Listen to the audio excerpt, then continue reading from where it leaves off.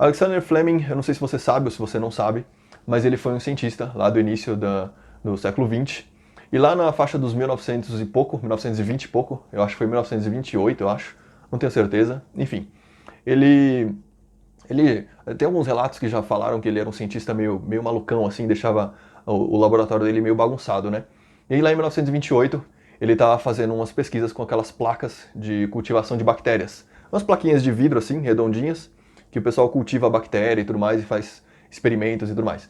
Enfim, ele estava com várias dessas plaquinhas lá, cultivando algumas bactérias, e aí ele deixou lá algumas lá no balcão dele, que o pessoal fala que é uma zona, sempre foi super bagunçado, e ele resolveu sair de férias. Ele saiu de férias, e aí depois de um tempo, quando acabou as férias, ele voltou, e não só isso, mas o laboratório dele ainda estava com a janela aberta, alguns dizem que a janela estava aberta, e aí ele voltou pro laboratório, e aí ele foi pegar as coisas dele e tudo mais, aí ele viu as plaquinhas lá, que estavam com bactérias, que ele falou, ah, putz, eu esqueci essas plaquinhas aqui.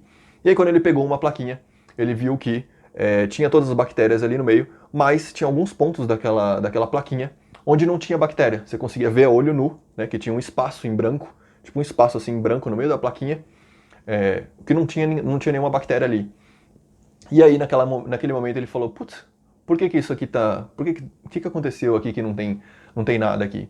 Aí ele resolveu pegar uma dessas plaquinhas e colocar no microscópio e começar a estudar essa plaquinha.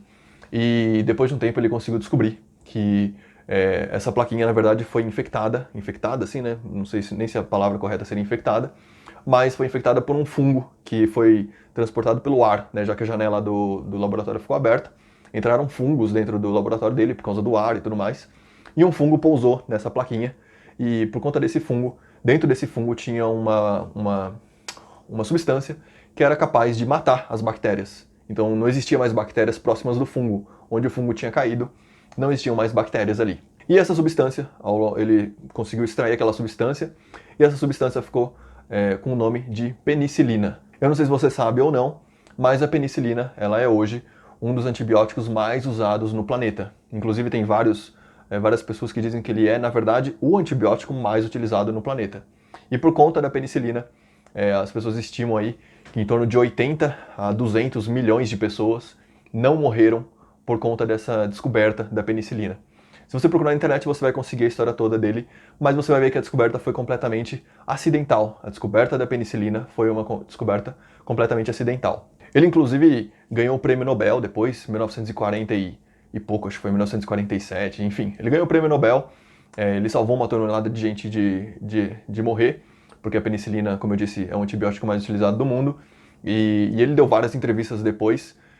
E aqui é importante você entender nessa história, é importante você perceber que ele só conseguiu descobrir a penicilina porque no momento em que ele entrou no laboratório, quando ele voltou de férias, ele estava no modo cerveja, ele estava no modo difuso, ele estava pensando de maneira difusa. Então ele está aberto a novas ideias, a novas informações que o mundo jogou para ele.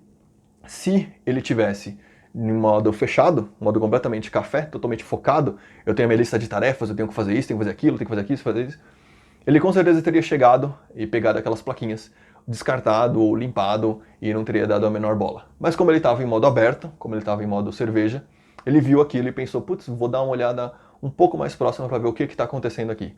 Então ele estava mais relaxado, estava mais aberto às informações que o mundo jogava para ele.